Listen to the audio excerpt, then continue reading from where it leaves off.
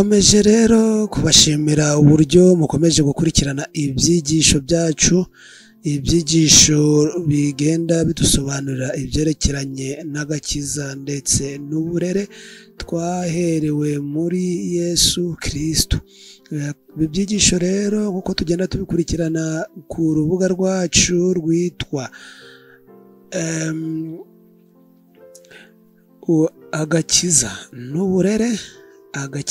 n'uburere niho tugiye kuja turabikurikirana cyane. Hari ibyigisho byatambutse ndetse hariho n'ibyigisho bizagenda bikurikiraho bigenda bidusobanurira agakiza uko twakaboneye muri Yesu Kristo ndetse naho bihuriye n'uburere mu by'ubuzima busanzwe. Reka rero tubashimire cyane uburyo mugenda mubikurikirana. Imana ibahe umugisha. Ngewe rero ugiye kubagezaho iki cyigisho nitwa Bagirinshuti Pierre. Haleluya. Ugiye kubagezaho iki cyigisho cyiza tubasabye kugira ngo mukurikirane neza. Imana ibahe umugisha. Reka rero ubwo tugiye kugenda dusobanukirwa n'ibyerekeranye n'ikimenyetso. Ikigisho cyacu kigiye kutubwira ngo ikimenyetso cy'Imana ni ikihe. Ubu ngubu abantu benshi bagenda bita ikintu cyadutse kuri iyi si bati ni ikimenyetso. Ikiza cyaba cyadutse ati ni ikimenyetso. Iyi ndwara yaba yadutse bati ni ikimenyetso. Iterambere ryaba ryadutse bati ni ikimenyetso. Ese ntabwo ahari ikimenyetso gishobora kuzagera abantu baramaze kwirara kubera guhora bikanga baringa kandi ikimenyetso mu by'ukuri gihari. Ngaho rero aho tugiye kwinjirira ndetse twifashisha ibyanditswe kugira ngo turusheho gusobanukirwa ese ikimenyetso cy'Imana ni ikihe, kiboneka gite, gihabwa nde, kubera iki, ryari. Naho ngaho rero tugiye kwinjirira dufashisha ibyanditswe kugira ngo dusobanukirwe neza n'ikimenyetso cy'Imana, atari kubisobanukirwa gusa ahubwo ari kugira ngo ngewe uvuga ndetse namwe mwumva kugira ngo twese dushyirweho ikimenyetso cy'Imana. Reka mbere ko yatugira icyo tuvuga rero dusenge. Data wa twese, Imana idukunda, turagushimye. Ushimira cyane ukuntu wadushiriyeho ikimenyetso cyawe kugira ngo tugirane isiri nawe, kugira ngo tumenye kandi natwe tukumenye. Reka rero turangize iki cyigisho uvuga, uwumva n'uzumva, twese twemere tudashidikanya yuko ikimenyetso cyawe uri kugitanga turushaho kucyakira mu izina ryiza rya Yesu Kristo. Amen. Ikimenyetso rero cy'Imana abantu benshi uko twabanje twabivuga, abantu benshi basigaye bacitiranya, abandi bakacita uko bashaka. Hari ukurikije nuko amateka yagiye agaragazwa. Hariho bamwe gishobora kuba cyararangiye, abandi kikaba kizaza bitewe n'uburyo babisobanura, ariko ibyanditswe bibivugaho neza ndetse bikanabisobanura uburyo ikimenyetso cy'Imana gishyirwa ku bantu, uburyo cyakirwa. Reka rero twifashishe ibyanditswe nk'uko twagiye tubivuga, yuko tuzaje dukoresha handitswe ngo ni ko Uwiteka avuga. Ijambo ry'Imana riza kuri nge, umwuka w'Imana aravuga ati umwuka w'Imana aza kuri nge. Aya magambo niyo azajya aragenda agaruka cyane mu byigisho byacu by'agakiza n'uburere. Reka rero twumve ese ikimenyetso cy'Imana ni ikihe, gikora gite. Reka turebe ibyahishuwe igice cya 7 umurongo wa mbere kugeza umurongo wa 3. Havuga ngo iki? Aravuga ngo hanyuma y'ibyo mbona abamarayika 4 bahagaze ku mfuruka enye z'isi, bafashe imiyaga 4 yo mu isi, kugira ngo hatagira umuyaga uwa mu isi cyangwa mu nyanja cyangwa ku giti cyose. Mbona na marayika wundi azamuka ava iburasirazuba, afite ikimenyetso cy'Imana ihoraho. Arangurura ijwi rirenga, abwira abamarayika 4 bahawe kubabaza isi n'inyanja ati ntimubabaze isi.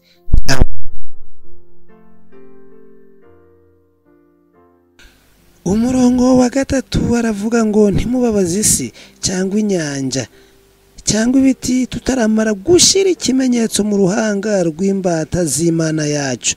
Numva umubare washyizwe ikimenyetso ngo ni 1,000 n'inzovu 4 n'ibihumbi 4.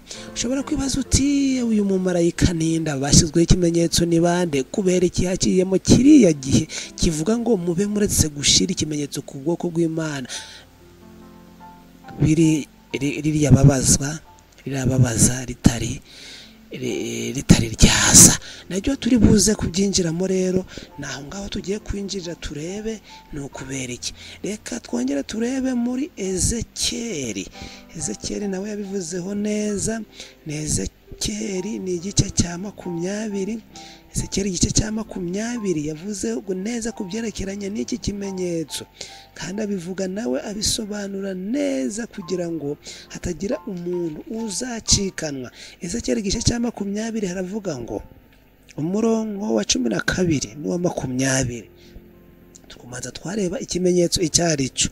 Maze kandi mbahana amasabato yanjye ngo abe ikimenyetso hagati yanjye nabo, kugira ngo bamenye yuko ari jye Uwiteka ubeza.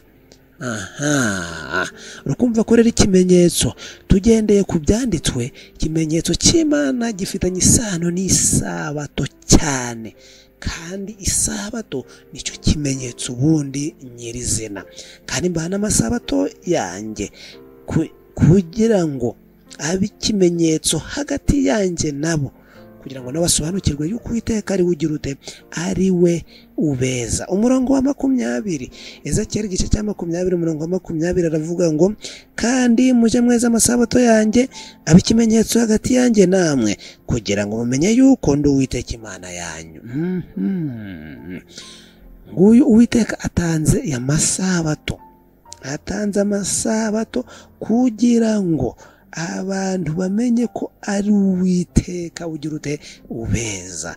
Ese ikimenyetso cy'Imana nticyumvikana. Ahangaha rero biragaragara yuko amategeko y'Imana nguko tugiye turavuga cyane cyane harimo n'isabato, niho Yesu Kristo yaje agerageza nanone kugaragaza ikimenyetso mu buryo busobanutse. Na Yesu Kristo aje hano kuri iyi si yagaragaje ko afite ikimenyetso cy'Imana kandi ko yagihereza n'ugishaka. Niyo mpamvu yatanze mu butumwa bwiza uko bwanditswe na Yohana igice ni cya 14 umurongo n'uwa 15.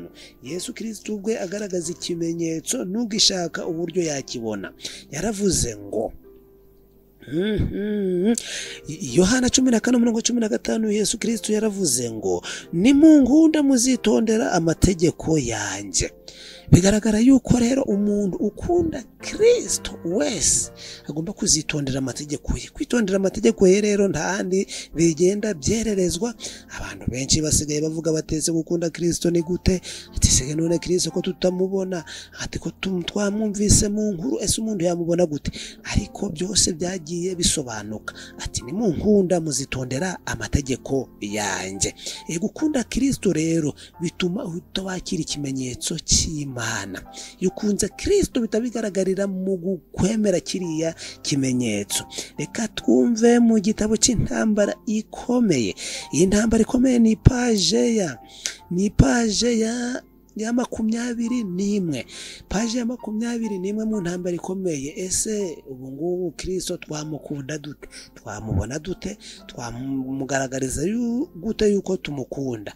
Nuko twemera ikimenyetso cye. Iyi ntambara ikomeye rero ni paje ya 21. Paje ya 21 avuga ngo iki? Aravuga ngo icyaha gikomeye abayahudi bakoze nuko anga kwemera Kristo.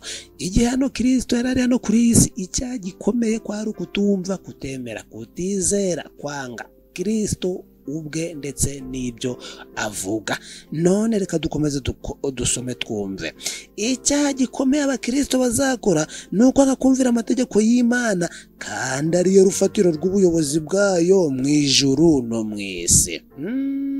Amategeko y'Imana rero nkuko tuyabona mu Byahishuwe igice cya 20 muraza gusangamo kuva ku itegeko rya mbere muri Bibiliya yera ukageza ku itegeko rya 10, niho muri buze gusangamo kiriya kimenyetso. Aha ni mu buryo bwagutse, ariko mu mategeko y'Imana Kristo yavuze ati nimungunda muzitondera amategeko yanjye. Waje mu byashu mu gitabo cyo kuvugisha cya 20 usangamo yuko amategeko y'Imana narimo na kiriya kimenyetso cy'isabato cyo muri Ezekiyeli igice cya 20 umurongo Ezekiyeli 20 umurongo wa 20. Muri kumva ko rero burya gukunda Kristo ntabwo ari amagambo, gukunda Kristo ntabwo ari inkuru, gukunda Kristo ntabwo ari kwitekereza uko umuntu abishaka. Gukunda Kristo ni ukwemera amategeko ye, kandi mu mategeko ye nimwo dusanga kiriya kimenyetso. Ikimenyetso rero ngicyo mu cyamake. Reka dukomeze turebe ibigenda bivugwa ku kimenyetso cy'Imana. Ese ni iki? Ikimenyetso rero ahangaha nk'uko dukomeza tubibona mu itegeko rya 4, wibuke kweza umunsi w'isabato, ngo kandi mbahereza n'amasabato yanjye kugira ngo bamenye ko ari njye Uwiteka ubeza. Aha hose agenda agaragaza neza ikimenyetso. Biragaragara yuko rero nk'uko Ezekiyeli bivuga, nk'uko Yohana bivuga, nk'uko na Yesu yabivuze, umuja w'Imana Ellen Harmon ukundi yabivuze mu ntambara ikomeye paji ya 21, bose bagenda bagaruka ku mategeko y'Imana ndetse n'isabato. Mu itegeko rya 4 rero niho usanga izina ry'Uwiteka, ngo kuko ari mu Uwiteka yaremeye ijuru n'isi ngo akaruhuka. Umurimo turabizi ko umurimo wakozwe mu minsi 6, wa karindwi akaba ariho aruhuka, ariho cyo kimenyetso cy'Uwiteka. Mu itegeko rya 4 ni ahantu umutegetsi akorera, kuko bigaragara ko ariho yaruhutse.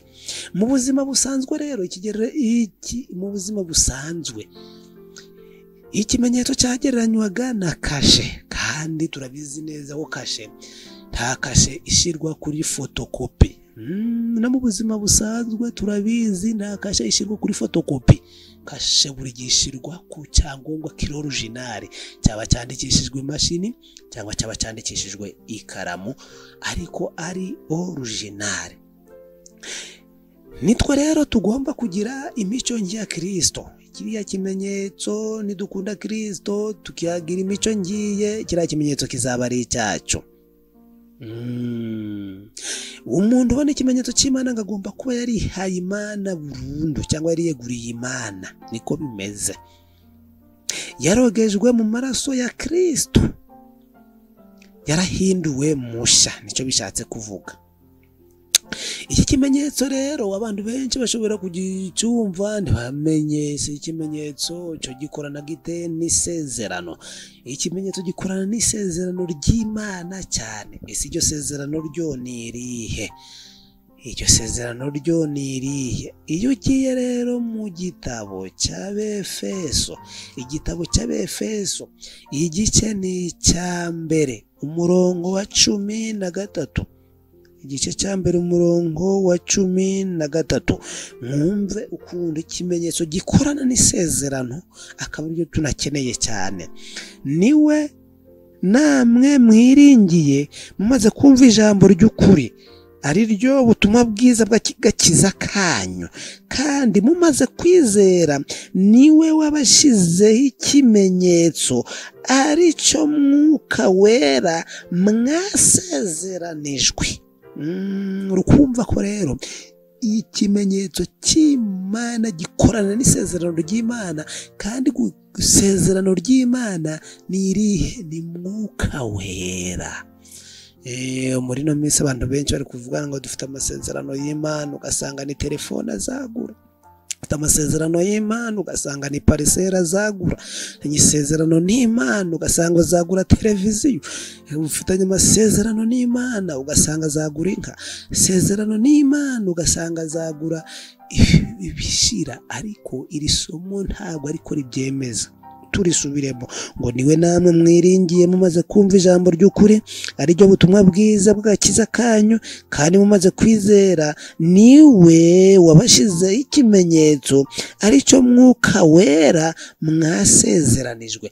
Byumvikane ko rero umuntu wemera, wizera isezerano ry'Imana yuko aribona mu buryo bwa Mwuka Wera. Ntabwo rero byarangiriye aho ngaho gusa, no mu Befeso igice cya 4 umurongo wa 30 habivuga neza, havuga hate igice cya 4 umurongo wa 30, Abefeso haravuga ngo iki?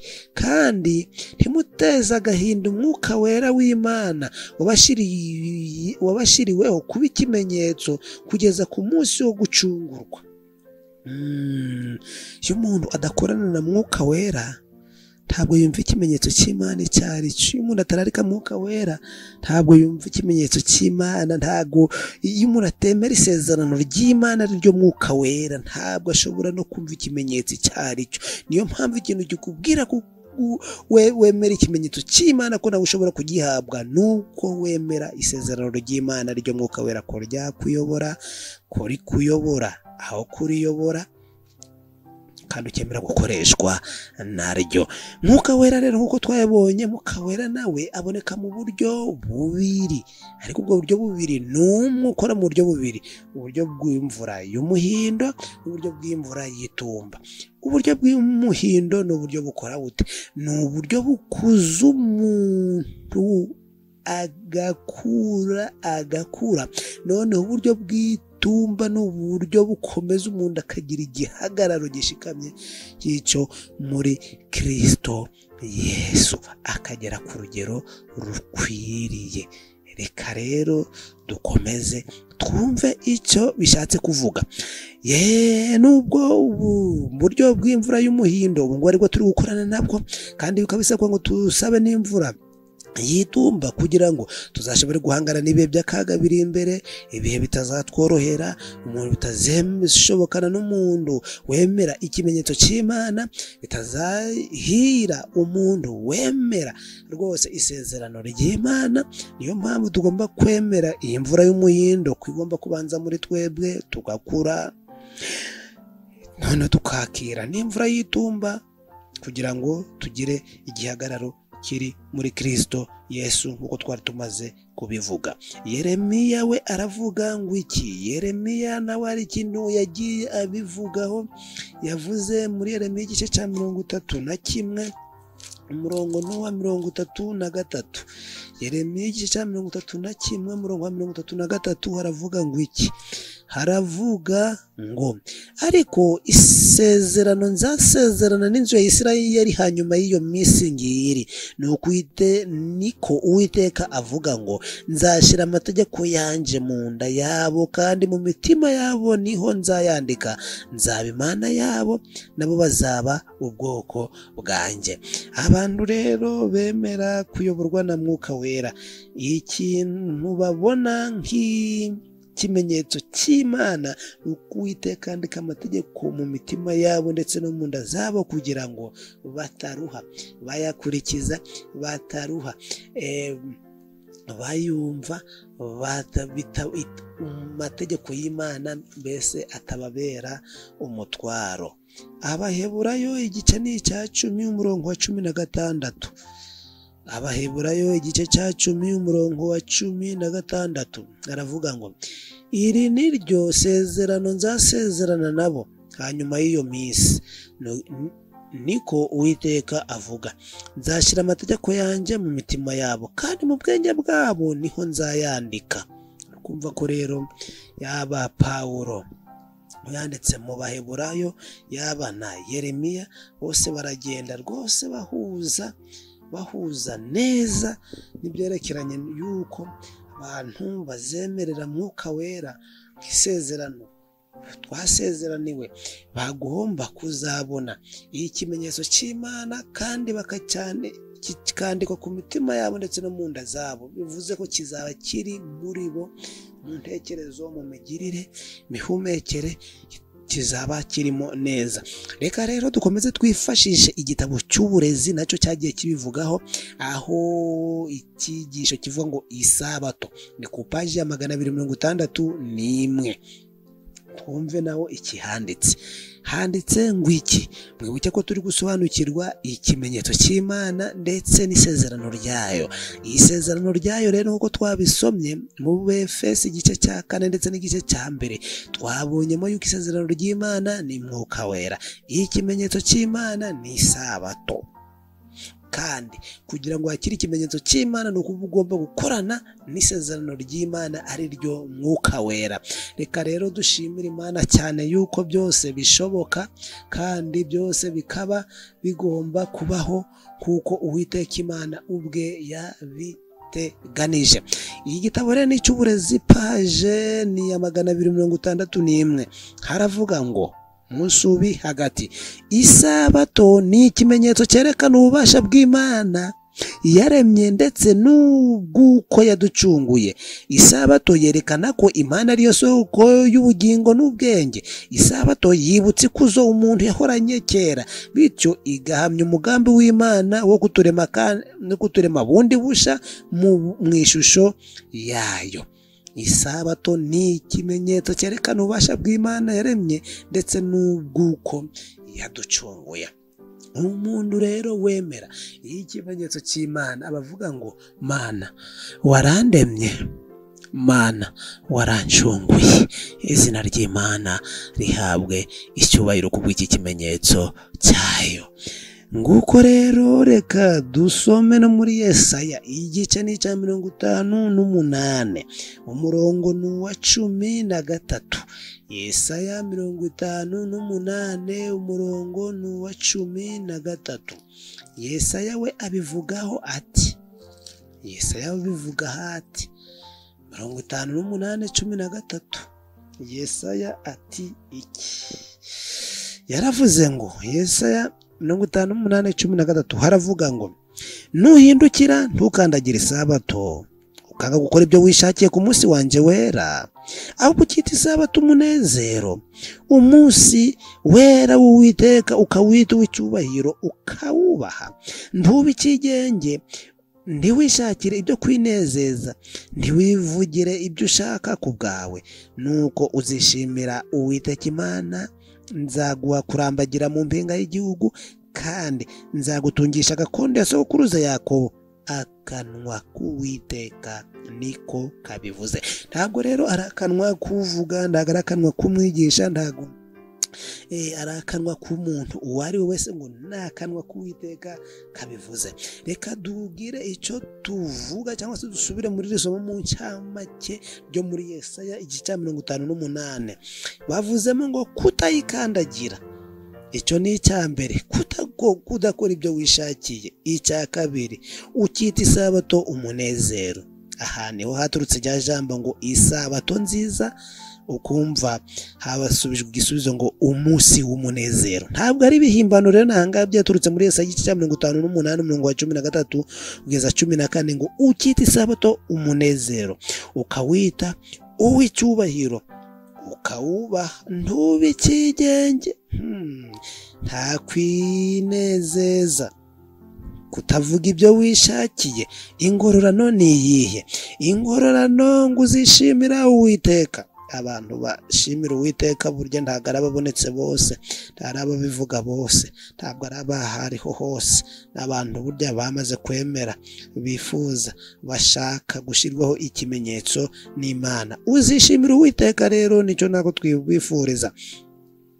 Uzarambagira, kurambagira impinga z'igihugu. Uzaba uri hejuru mu gihugu, gakondo ya Yakobo nayo uzayihabwa. Ngo niko Uwiteka avuga, ntabwo ari twe tubivuga, ahubwo niko Uwiteka abivuga. Bisaba ko rero njyewe namwe twemera iki kimenyetso cy'Uwiteka, kuko nta kindi ni ukucyemera cyangwa kugihakana. Yesu rero nawe igihe ari hano kuri iyi si hari ikintu yigeze abivugaho. Yavuze iki ku byerekeranye n'iki kimenyetso? Matayo, ubutumwa bwiza bwa Yesu uko bwanditswe na Matayo igice cya 5 umurongo wa 17, ngo mwitekereza ko naje gukuraho amategeko cyangwa ibyahanuwe. Sinaje kubikuraho, ahubwo naje kubisohoza. Aha abantu benshi rero bavuga yuko ubwo Kristo yapfaga ngo amategeko yaravuyeho, ngo yaraje kuvana amategeko ngo abantu bakabona bakemera iby'urupfu rwe ko rukuyeho amategeko. None se kwiba, niba urupfu rwe rwarakuyeho amategeko, kwiba byaba bikitubabaza? Kuroga kubera iki byaba bikitubabaza? Kubera iki kwica byaba bikibabaza? Se hari iyo mpamvu yabitangwa urukumva yabikiri ukuri? Aya rwose ndayabikiri ukuri, ntabwo ikiri ukuri, kuko kibaye niba Yesu yarakuye amategeko ibyo bintu byaba bikitubabaza. Impamvu bikitubabaza rero ni uko amategeko agihari. No mu Bagalatiya rero igice cya 3:17 Pawulo abivugaho neza, aravuga ati ibyo mvuze ni ibi, nuko isezerano Imana yasezeranije mbere ritakuweho n'amategeko yaje hashize imyaka 430 ngo aryice cyangwa avuguruze uwarisezeranije. Ntabwo isezerano ry'Imana ryigeze rikurwaho n'impamvu iyo ari yo yose, haba mu isi no mu ijuru. Nta muntu wigeze aturuka mu ijuru cyangwa muri iyi si wigeze akuraho isezerano ry'Imana. Isezerano ry'Imana rero ryahozeho kandi rizahoraho iteka ryose. Kirushijeho kuba cyiza ngo ni ukuri zandikwa mu mitima yacu, ngo mu nda zacu, ngo mu ntekerezo zacu, ngo niho ahubwo riri kwandikwa, riri kuja kure rero muri twebwe, mu gihe abandi riri kuva kure. Bamwe rirajya kure, abandi rirajya kure. Buri wese rero ni uburenganzira bwe bwo kwihitiramo. Abantu benshi rero bavuga ibyerekeranye n'urupfu rwa Yesu. Koko urupfu rwa Yesu rufite akamaro gakomeye. Mateka yabanjije, mateka yatubanjirije, urabizi iyo umuntu yarengaga kuri iki kimenyetso cy'Imana agatoragura udukwi gusa, kubera impamvu iyo ari yo yose, yaterwaga amabuye bakumwuka urangiye. Inzu wigeze avuga ngo urupfu rwa Yesu rwashizemo imiyaga, ariko ku ruhande rumwe nibyo, ariko ku rundi ntabwo ariko bizahora, ntabwo ariko bizahora. Hari ibyangombwa rero bisabwa kugira ngo umuntu ashirweho ikimenyetso. Kugira ngo umuntu ashirweho ikimenyetso, ese ni ibihe byangombwa umuntu asabwa? Umuntu asabwa iki? Umwiteguro w'akaga gaheruka. Umwiteguro w'akaga gaheruka ni paje 23. Paje 23 hariho ibyangombwa kugira ngo umuntu ashyirwe iki kimenyetso. Kuko ushobora kumva amagambo, kumva iki cyigisho ukavuga uti rwose Mana, nanjye nifuza ikimenyetso cyawe. Mana, nanjye nifuza yuko ikimenyetso cyawe rwose wakimpa nkurikije ijambo ryawe wandikishije. Mana, aya magambo narayarenzeho, none nkurikije uko nongeye kuyumva, ikimenyetso cyawe nanjye kinyandike ku mutima, kinyandike mu nda, kinyandike mu ntekerezo. Rwose dore ibyangombwa niba wifuza kucyandikwaho. Paje rero ni ya 23. Igitabo ni tukwitegura akaga gaheruka. Icyangombwa cya mbere, abafite umwuka wo kwihana. Umuntu rwose uhaza ibyaha, umuntu uri kumva ahaza ibyaha, umuntu uri kumva atakifuza ibyaha, umuntu uri kumva atagikeneye ibyaha, umuntu uri kumva ashaka kureka ibyaha, amaze kubona irangamuntu. Ikindi cyangombwa cya kabiri kugira ngo umuntu ashyirweho ikimenyetso cy'Imana, ngo ni uko afite ishusho ya Kristo. Ngo tugomba kwiga imibereho ibyazanye imibereho ya Kristo kuri iyi si, urupfu n'umuzuko bye tukabitindaho, tukiga n'uburyo ngo agiye kugaruka. Ng'abantu bafite iyo mibereho iri gutindaho ngaho. Rwose mumaze kubona icyangombwa cya kabiri. Icyangombwa cya gatatu kugira ngo umuntu ashyirweho ikimenyetso cy'Imana, kumvira amategeko y'Imana yose. Umuntu kugira ngo abone ikimenyetso cy'Imana ni uko yumva amategeko yayo yose, agomba kuyagirayo, agomba kuyumvira yose.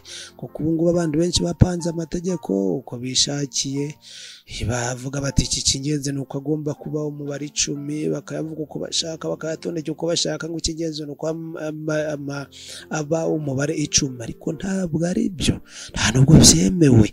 Ahubwo kugira ngo urebe neza uko atondetse, genda mu gitabo cyo Kuva uhere kwa Uramuro igice cya 20 cyane ureba handitswe ngo ntukagire izindi mana mu maso yanjye. Iryo ni itegeko rya mbere. Ukomeze umanuke nk'uko ari, nibwo uri buze kureba amategeko y'Imana yose uko ameze. Umuntu ushaka gushyirwa ikimenyetso cy'Imana ikindi kimuranga ngo yifuza kunesha isi, burya isi iri gukurira mu kindi cyerekezo.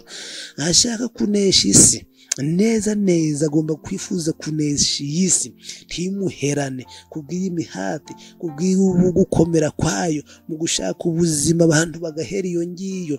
Umuntu agomba kunesha isi. Icya kabiri, akanesha uyu mubiri. Irari umubiri ufite amarari menshi, ay'ubusambanyi, ay'imirire, ay'imyambarire, amagambo, byose umuntu agomba kubyitaho. Akabaza ibindi agomba kurya n'ibyo atagomba kurya, akabaza ibyo kurya bizira n'ibitazira, akabaza imyambarire ikwiriye n'idakwiriye, akabaza amagambo akwiriye n'adakwiriye. Ibi byose ni ikindi kintu kigaragaza umuntu ushaka ikimenyetso cy'Imana. Ikindi cya gatatu ni ukunesha Satani. Satani ni umurwanyi ariko si umuneshi. Murwanye Satani nawe azabahunga. Umuntu rero ushaka gusigwa ikimenyetso cy'Imana agomba iteka guhora arwana na Satani, kandi iherezo nuko azagira ute, azamuhunga. Ushobora kwibaza, ubwo turangije ibyangombwa kugira ngo umuntu ashyirweho ikimenyetso cy'Imana, umuntu ashobora kwibaza ati none si ibyo hari nto byaba byarakozwe kera? Ese ubu ngubu ntabwo byaba byararangiye? Ese nabikora ryari? Kugira ngo icyo kimenyetso cy'Imana shirwaho ryari? Dore nabyo bitanga igisubizo. Igisubizo rero kiraza kuboneka mu gitabo cyitwa Kwitegura akaga gaheruka, paji 21 n'isubi ya 8. Paji 21 isubi ya 8 haravuga ngo iki: ubu ngubu mu gihe cyo gushyirwa ikimenyetso, Satani arakoresha ubushukanyi bwe bwose kugira ngo ukuri kwa none kuvane mu bwoko bw'Imana, maze abutere mu gushidikanya. None se ngo by'amategeko ngo kwari ibya kera, ngibi ngo nibyo mu Bisirayeli ngo twebwe turi Abanyarwanda, ngibi nibyo mu Bisirayeli ngo twebwe turi Abarundi, ngibi nibyo mu Bisirayeli ngo twebwe turi Abagande. Ukuva umuntu gushidikanya ngo nabonye ko Imana yari yambitse ubwoko bwayo umwitero kugira ngo iburinde mu gihe cy'umubabaro. Abantu bari bafite ikimenyetso cy'Imana rero bari bafite uburinzi, kandi ko umuntu wese wemeye ukuri kandi akagira umutima wejejwe azatwikirizwa umwitero wishobora byose. Ariko batangiye bavuze ngo ubu ngubu mu gihe cyo gushyirwaho ikimenyetso. Ikimenyetso cy'Imana rero kiri gushyirwa ku bantu b'Imana ubu ngubu. Niyo mpamvu ijambo ry'Imana rivuga ngo uyu munsi yumva ijwi ryanjye winangira umutima.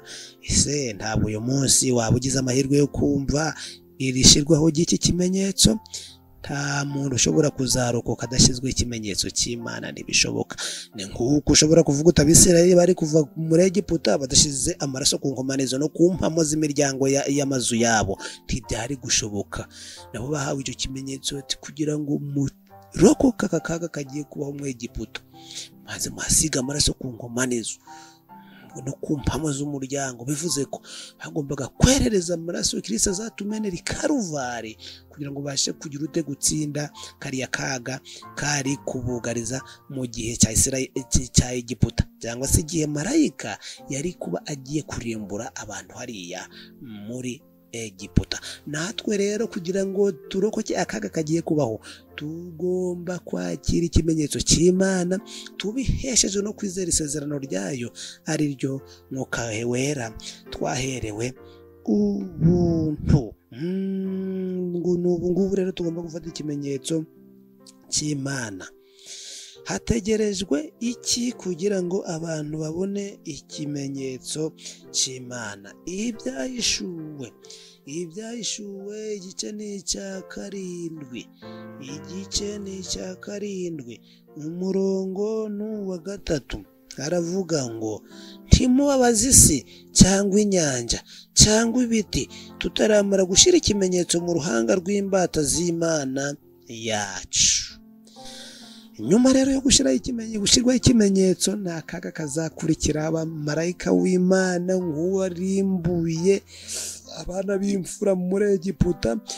Marayika w'Imana wateje icuraburindi amazi ahinduka amaraso n'ubu aracyahari ntaho yagiye, ategereje ko abana b'Imana bamanza bemera ikimenyetso cyayo by'ukuri, nta n'umwe ucikanwe. Kwemera guhakana nibyo bisubizo, hanyuma hagakurikiraho iki? Umubabaro. uriya mubabaro ngo uzagera kuki? Hano kuri umurongo wa 3 baravuze ngo ntimubabaze isi. Abantu benshi bashobora kuvuga ati none si isi ni iki? Isi ni ukuvuga ngo hatuwe na bake.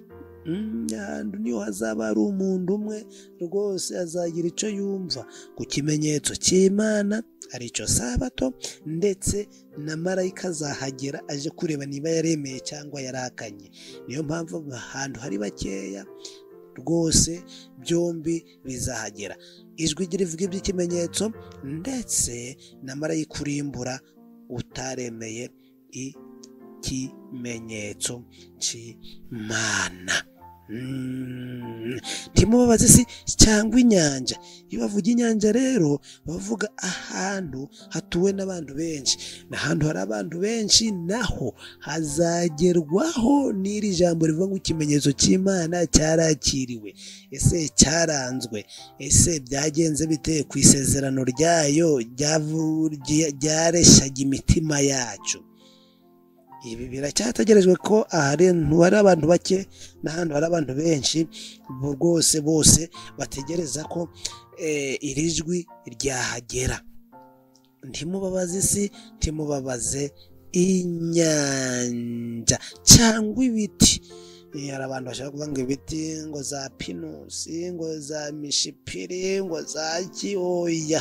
Bavuga ibiti bavuga umuntu w'umukiranutsi, avuga umukiranutsi rwose. n'umuntu w'umukiranutsi nawe azagira undi mwanya wo guhitamo. Umuntu w'umukiranutsi nawe azemera, azavuga ati ikimenyetso cy'Imana rwose ndacyemera. Ashobora kuvuga ati none se umukiranutsi yagereranywa n'igiti gute? Bibiliya irisobanura. Reka twumve Dawidi muri Zaburi igice cya 1 umurongo wa 3 baravuga ngo uwo azahwana n'igiti cyatewe hafi y'umugezi. Uwo muntu azahwana n'igiti cyatewe hafi y'umugezi, cyera imbuto zacyo igihe cyacu, ibibabi byacu ntibyuma, icyo azakora cyose kizamubera cyiza. Ubona ko rero umukiranutsi w'Imana wese agereranwa n'igiti. Ubwo rero n'umukiranutsi uwo ari we wese agomba kuzava yemera ikimenyetso cy'Imana, yarehejwe n'isezerano ryayo ari ryo Mwuka Wera, azemera kandi ahakane ku bushake nta ngufu. Reka rero dukomeze twizere isezerano ry'Imana rikomeza kuturarika muri iki gihe turimo, rikomeza kutwinginga muri iki gihe turimo, hanyuma njyewe nawe turusheho gusobanukirwa neza n'icyo isezerano ry'Imana rivuga. Niturangiza kumvisha isezerano ry'Imana rivuga, hanyuma tubone gushyirwaho ikimenyetso cyayo kigiye kuzatandukanya urukungu n'amasaka. Dusoza handitse ngo iki? Inyandiko z'ibanze paje 219. Paje 219 haravuga ngo iki? 219 naho harabisobanura neza uko biri kugenda. Reka twumve paje 219. Turi gusoza ikigisho cyacu cyatubwiraga ngo ikimenyetso cy'Imana. 219 ni igitabo cyitwa inyandiko z'ibanze. Paje 219 aravuga ngo neretswe iby'igihe ubutumwa bwa marayika wa 3 bwasozwaga. Ubutumwa bwa marayika wa 3 ni ubuhe? Ubutumwa bwa marayika wa 3 tubibona no mu Byahishuwe igice cya 14. igice cya 14 umurongo n'uwa 10 n'uwa 10 n'umurongo wa 9. 14 umurongo wa 9. Marayika wundi wa gatatu akurikira avugijwe rirenga ati umuntu naramya inyamaswa n'igishushanyo cyayo agashyirwaho ikimenyetso cyayo mu ruhanga rwe cyangwa mu kiganza, uwo niwe uzanywa ku nzoga y'umujinya w'Imana yiteguye idafunguwe mu mazi mu gacuma k'umujinya wayo, kandi azabazwa n'umuriro n'amazuka imbere y'abamarayika bera n'imbere y'umwana w'intama. Umwotsi wo kubazwa kwabo ucumba iteka ryose, ntibaruka ku manywa na nijoro abaramya inyamaswa n'igishushanyo cyayo. Umuntu wese ushyirwaho ikimenyetso cy'izina ryayo, aho niho kwihangana kw'abera kuri, bitondera amategeko y'Imana bakagira kwizera nk'ukwa Yesu. Nguko rero nyuma y'ubu butumwa mwumve icyo neretswe iby'igihe ubutumwa bwa Marayika wa gatatu bwasozaga. Imbaraga y'Imana yari yaragumye ku bwoko bwayo, handi twabonye muri Zaburi igice cya 1 umurongo wa 3 ibiti mu byahishuwe igice cya 10 cya 7 umurongo wa 3 nanone aho bavuze ngo tubanze twashira ikimenyetso ku biti.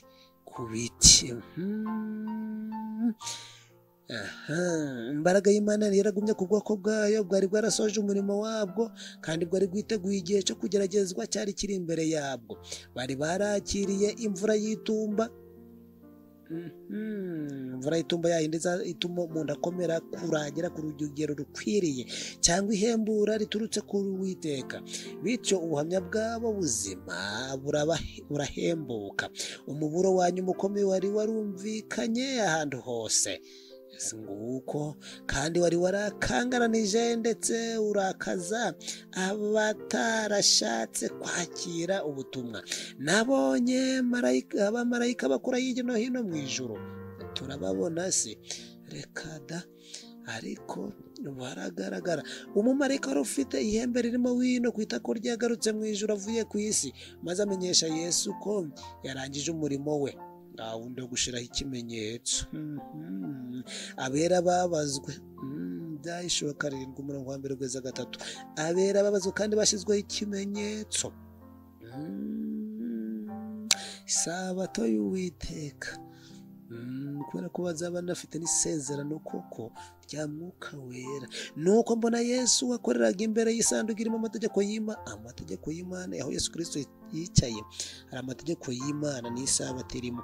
Ajugunya urwabya rw'imibavu hasi, azamura amaboko ye, maze avugijwe rirenga ati birarangiye. Maze ubwo Yesu yatangazaga ati ukiranirwa nagumye akiranirwe, uwanduye mu mutima agumye yandure, umukiranutsi Zaburi igice cya 1 umurongo wa 3 agumye akiranuke, uwera agumye yezwe. Abamarayika bose bakuramo amakamba yabo, tayakuramo sinone.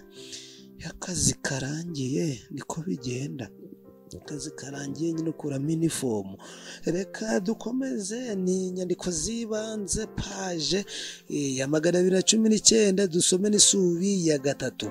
Urubanza rwose rwari rwaramaze gufatirwa umwanzuro w'urupfu cyangwa ubugingo.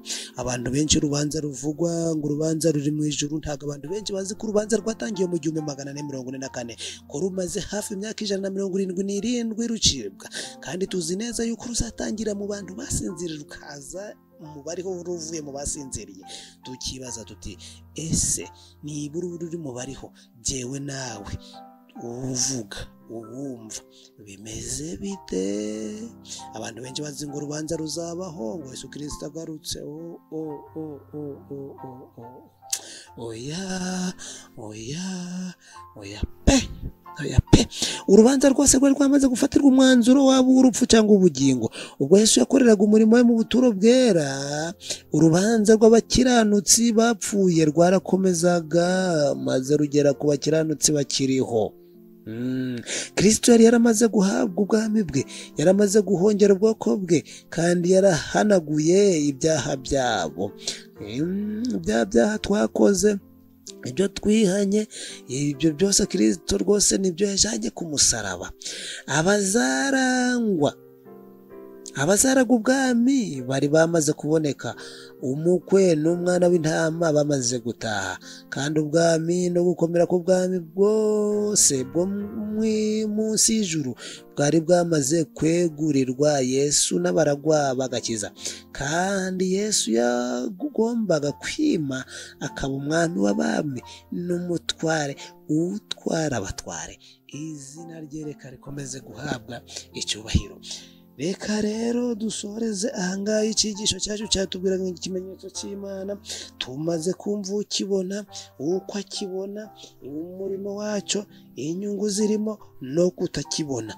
Buri wese rero yafata umwanzuro, buri wese yakwifatira umwanzuro akavuga ati ibivuzwe ndabyemera, ibi bivuzwe simbyemera. Niko binagenda no mu ishyirwa ry'ikimenyetso. Ni uko nyine ikimenyetso nk'uko twabonye mu Mureze kari 20:20 mu kuva igice cya 20 umurongo wa 8, ikimenyetso cy'Imana ni isabato. Isabato y'umunsi wa 7. Ndabashishikariza rero kugira ngo uwumva wese yumvire kandi amere nk'abibereya, akurikirane iby'iki kimenyetso, yongere yumve iki cyigisho neza, atari kukibwirwa nawe aje mu nyandiko arebe neza. Hanyuma ikimenyetso cy'Imana tugishyirwe mu ruhanga, tugishyirwe ku mutima, tugishyirwe mu nda, kugira ngo abariho kiba kuko isezerano ry'Imana riri, kandi iki kizabitwemeza. Isezerano ry'Imana ko twabonye mu Efeso ni Mwuka Wera.